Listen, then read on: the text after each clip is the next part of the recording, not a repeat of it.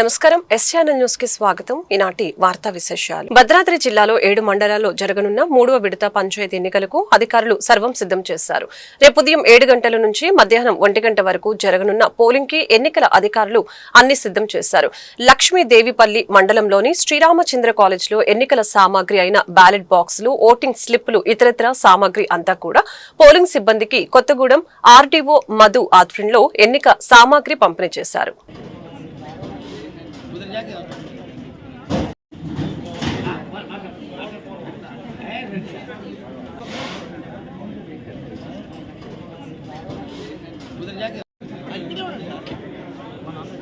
Hemant head constable Hemant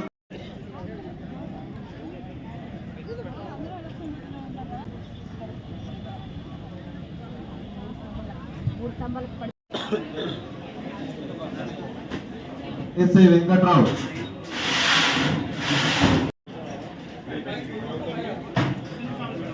प्रकाश राव దయచేసి ROs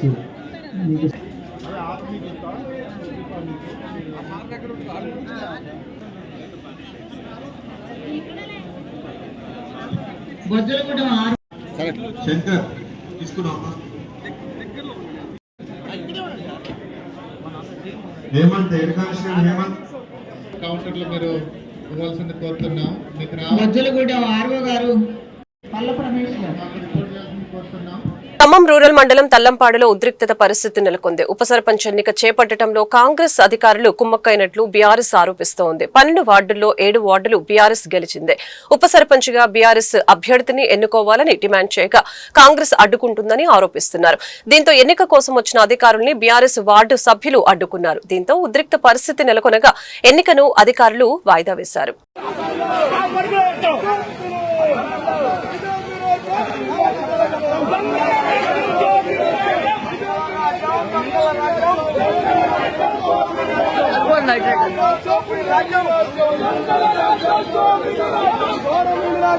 Khammam జిల్లా సత్తుపల్లి పట్టణంలోని జేవీఆర్ డిగ్రీ కళాశాల ప్రాంగణంలో అధికారులు పంచాయతీ ఎన్నికల సామాగ్రిని పంపిణీ చేసేందుకు ఏర్పాట్లు చేసిన అధికారులు సత్తుపల్లి మండలంలో 18 గ్రామ పంచాయతీలకు ఎన్నికలు జరగనుండగా ఆయా గ్రామ పంచాయతీలకు సంబంధించిన పోలింగ్ సామాగ్రిని సిబ్బందికి అందజేసేందుకు కౌంటర్లను ఏర్పాటు చేశారు.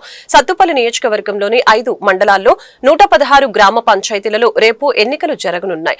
మొత్తం 1,83,734 మంది ఓటర్లు తమ ఓటు హక్కును వినియోగించుకోనున్నారు.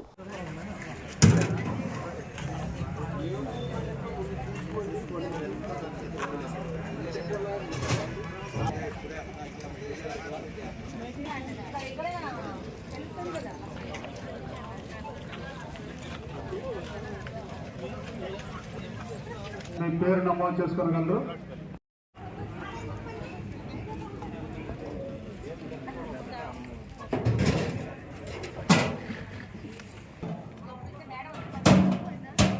మూడవ దశ పంచాయతీ ఎన్నికకు తల్లాడ మండలంలో సర్వం సిద్దమైంది. మొత్తం 27 పంచాయతీలు ఉండగా 3 పంచాయతీలు ఏకగ్రీవమయ్యాయి. మొత్తంగా 62 మంది అభ్యర్థులు బరిలో నిలిచారు. ఈ సందర్భంగా సిబ్బంది సామాగ్రితో పోలింగ్ స్టేషన్లకు తరలి వెళ్లారు.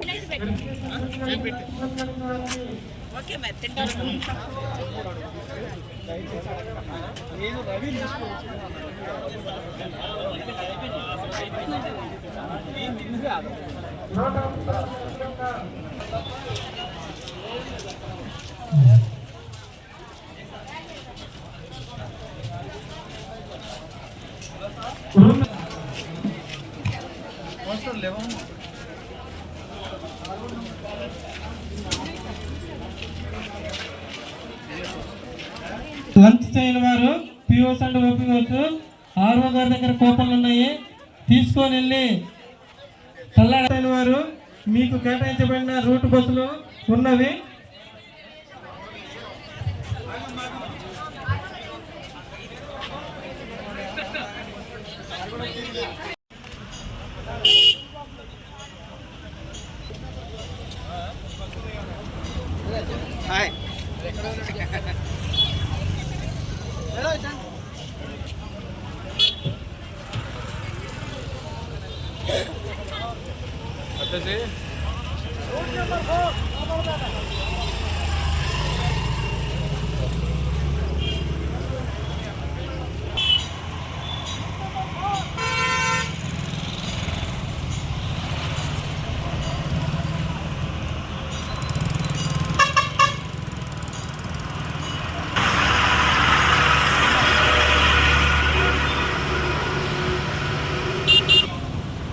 కొత్తగూడెం పట్టణంలో ప్రియదర్శిని డిగ్రీ అండ్ పీజీ కళాశాల డైరెక్టర్ చలపతిరావు అనే వ్యక్తి కొత్తగూడెం విద్యానగర్ వద్ద రోడ్డుపై నడుచుకుంటూ వెళ్తున్న రామాంజనేయ కాలనీకి చెందిన సంగమయ్య వయసు 42 సంవత్సరాలు అనే వ్యక్తిని ఢీకొనటంతో అక్కడికక్కడే తీవ్ర గాయాలతో పడిపోయి సంగమయ్యను చలపతిరావు తన కారులో కొత్తగూడెం పట్టణంలోని ప్రియదర్శిని డిగ్రీ అండ్ పీజీ కళాశాల డైరెక్టర్ చలపతిరావు అనే వ్యక్తి కొత్తగూడెం విద్యానగర్ వద్ద రోడ్డుపై నడుచుకుంటూ వెళ్తున్న రామాంజనేయ కాలనీకి చెందిన సంగమయ్య అనే వ్యక్తిని ఢీకొనటంతో అక్కడే తీవ్ర గాయాలతో పడిపోయిన సంగమయ్యను చలపతిరావు తన కారులో కొత్తగూడెం ప్రభుత్వ ఆసుపత్రికి తరలించగా మృతి చెందటంతో చలపతిరావు తన కారుతో చుంచుపల్లి పోలీసుల ఎదుట లొంగిపోగా ఆగ్రహించిన మృతుని కుటుంబ సభ్యులు మృతదేహాన్ని ప్రియదర్శిని కళాశాల ఎదుట ఉంచి ధర్నా చేపట్టారు.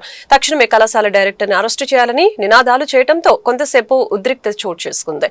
మృతుని కూతురు మాట్లాడుతూ రోడ్డు పక్కన నడుచుకుంటూ వెళ్తున్న తన తండ్రిని చలపతిరావు అనే వ్యక్తి యొక్క కారును నిర్లక్ష్యంగా నడుపుతూ తన తండ్రి చావుకు కారణమయ్యాడని ఆరోపించారు. చనిపోయిన వ్యక్తిని తన కారులో ఆసుపత్రికి తరలించి వెంటనే చుంచుపల్లి పోలీస్ స్టేషన్ లో లొంగిపోవటం ఏంటని అన్నారు. లొంగిపోయిన చలపతిరావు స్టేషన్ లో లేకుండా బయట ఉండటం ఏంటని ప్రశ్నించారు. పోలీసులు ప్రమాదానికి కారణమైన అతన్ని కఠినంగా శిక్షించి తమకు న్యాయం చేయాలని డిమాండ్ చేశారు.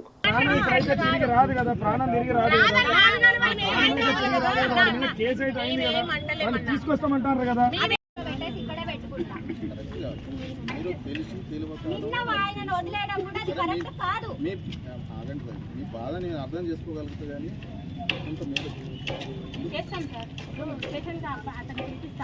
వస్తారు రావాల్సిందే ఎవరైనా రావాల్సిందే. మాట్లాడిన తర్వాత వాళ్ళు ఫోన్ చేయగానే మేము ఇక్కడ అసలు ఈ బస్సు నుంచి కంపల్సరీ లేడీ ఆలోచన ఉంటుంది అనుకుంటా కాదు కదా దానికి మార్గం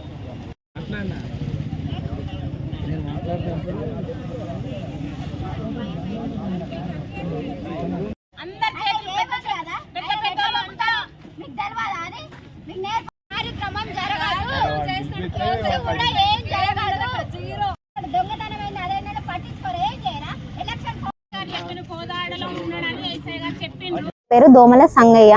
ఆయనకి నిన్న ఆఫ్టర్నూన్ నాకు కాల్ వచ్చేసి ఇట్లా యాక్సిడెంట్ అయింది, హాస్పిటల్లో ఉన్నారు అని చెప్పేసి కాల్ చేస్తే నేను వెళ్ళేసరికి మా నాన్నగారు చనిపోయి ఉన్నారు.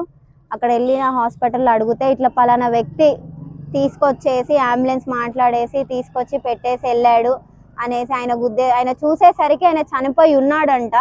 చనిపోయి ఉన్న ఆయనని తీసుకొచ్చి హాస్పిటల్లో పెట్టామమ్మా అని చెప్పేసి వాళ్ళ డీటెయిల్స్ ఇచ్చేసి హాస్పిటల్ నుంచి ఆయన వెళ్ళిపోయారు. అక్కడికి వెళ్ళినాక మేము మొత్తం అది చేసుకొని స్టేషన్కి వెళ్ళేసరికి మేము అక్కడ ఆయన కూడా కార్ అక్కడ ఆయనకి ఇచ్చేసి కీస్ ఇచ్చేసి పలానా మేము చేసాము అనేసి అన్నారు. మేము ఆ డీటెయిల్స్ అన్నీ చూస్తే ప్రియదర్శిని కాలేజ్ డైరెక్టర్ అని తెలిసింది, చలపతిరావు సంథింగ్ పేరు. మేము అక్కడికి వెళ్ళి మేము కాల్ చేస్తే చచ్చిపోయాడా ఆయన అప్పటికి కూడా ఆయనకు తెలుసు, ఆయన గుద్దాడని తెలుసు. మాకు ఫొటోస్ పంపించారు, ఫొటోస్ వచ్చాయి. ఆయన మొత్తం 4-5 సార్ల వరకు టైర్ మా నాన్నగారి మీద నుండి వెళ్ళి అప్పటికి ఆయన స్పాట్గా చనిపోయారు. తలకి తగిలింది, నడుము విరిగిపోయింది, మొత్తానికి చనిపోయారు. అక్కడ నుండి ఆయన కాల్ చేస్తా చనిపోయారా, ఓకే అయిందా అన్నట్టుగా సింపుల్గా తీసేశారు. ఎంత సింపుల్ అంటే వాడు పోయాడా అన్నట్టుగా మాట్లాడేసి అయిపోయింది. నేను 4 o'clock కల్లా నేను స్టేషన్కి వెళ్ళాను. 6 o'clock కల్లా నేను FIR బుక్ చేశాను. ఆయన కార్ తీసుకొచ్చి పెట్టాడు. ఇప్పుడు మాకు న్యాయం కావాలని మేము ఇక్కడ కూర్చున్నాము. ప్రజెంట్ మార్నింగ్ 11 కల్లా కూర్చున్నామండి. ఇప్పుడు 2-3 hours ఉంది, అయినా కానీ ఆయన ఇక్కడ దాకా రాలేదు.